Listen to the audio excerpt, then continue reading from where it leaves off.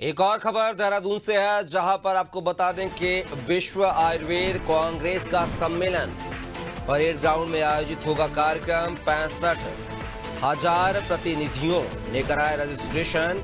12 से 15 दिसंबर तक होगा सम्मेलन। तैयारियों को अंतिम रूप देने की कवायद यहां पर शुरू हो चुकी है। तो ये बड़ी खबर आपको बता रहे हैं देहरादून से, जहां पर विश्व आयुर्वेद कांग्रेस का सम्मेलन है।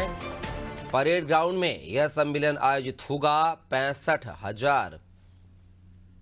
6500 प्रतिनिधियों ने इसके लिए रजिस्ट्रेशन कराए हैं। 12 से 15 दिसंबर तक होगा सम्मेलन। तैयारियों को अंतिम रूप देने की कवायद भी शुरू हो चुकी है। और ज्यादा जानकारी के साथ जो है उत्तराखंड के bureau head Sonu Singh phone line पर जुड़े हुए हैं।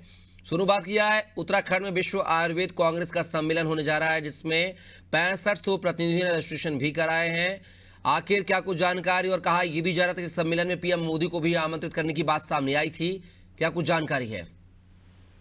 अब देखिए कपिल, उत्तराखंड पहली बार इस तरह के बड़े विश्व आयुर्वेद कांग्रेस का सम्मेलन की मेजबानी करने जा रहा है। और ये चूंकि उत्तराखंड हिमालयी राज्य है, पर्वतीय राज्य होने के नाते यहाँ पर जड़ी बूटी और आयुर्वेद से संबंधित अपार संभावनाएं हैं। और इसी को ध्यान में रखते हुए ये पहली बार उत्तराखंड इस स्तर के सम्मेलन का की जो है वो मेजबानी करने जा रहा है। और इसमें आप अंदाजा लगा सकते हैं कपिल की 6500 जो प्रतिनिधि हैं उन्होंने अपना रजिस्ट्रेशन कराया। इसमें देश विदेश के हैं और कई ऐसे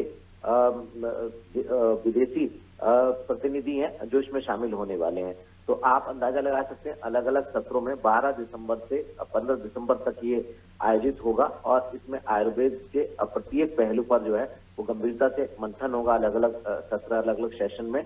और कहीं ना कहीं आयुर्वेद को बढ़ावा देना इसका एक मुख्य उद्देश्य है। अभी तक स्थान का जो चयन है वो पूरी तरह से फाइनल नहीं हो पा रहा था।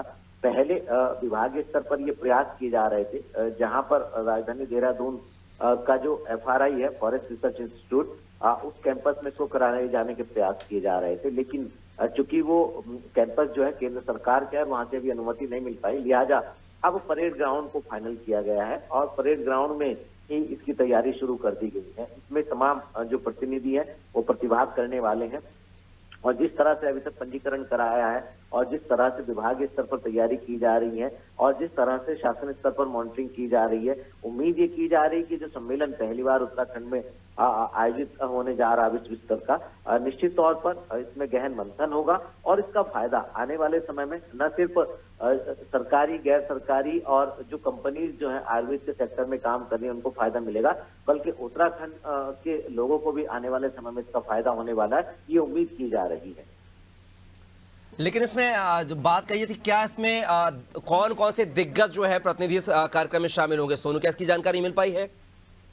देखिए कपिल, जो देश आयुर्वेद के सेक्टर में काफी आगे बढ़ गए हैं, काफी काम कर रहे हैं, जिनके नई नई खोज सामने आई हैं, वो ऐसे शोध पत्र भी इसमें जो है वो प्रस्तुत किए जाएंगे। इसके अलावा जो आयुष से संबंधित जिन कंपनियों ने काफी काम किया है वो, और जो गैर सरकारी संगठन है उन्होंने जो उस क्षेत्र के विशेषज्ञ हैं वो सभी इसमें शामिल होने वाले हैं। यहाँ तक कि विदेशी मेहमान जो हैं, जो विशेषज्ञ हैं, वो इसमें शामिल होंगे। तो शोध पत्र से लेकर के विशेषज्ञों तक की जो टीमें हैं वो इसमें जब मंथन करेंगे, और खास तौर से विदेशी इस क्षेत्र के जो एक्सपर्ट्स हैं वो जब यहाँ पहुंचेंगे, तो निश्चित तौर पर कहीं ना कहीं जब मंथन होगा तो आयुर्वेद को बढ़ावा देने की जो एक सरकार की मंशा है वो सफल साबित होगी। और इसी उद्देश्य को साकार करने के लिए प्रयास किए जा रहे हैं। अब ये पहली बार हो रहा है, निश्चित तौर पर कहीं ना कहीं इसका फायदा उत्तराखंड को भी मिलेगा। और जो इस सम्मेलन में शामिल होने वाले हैं उनको भी कहीं ना कहीं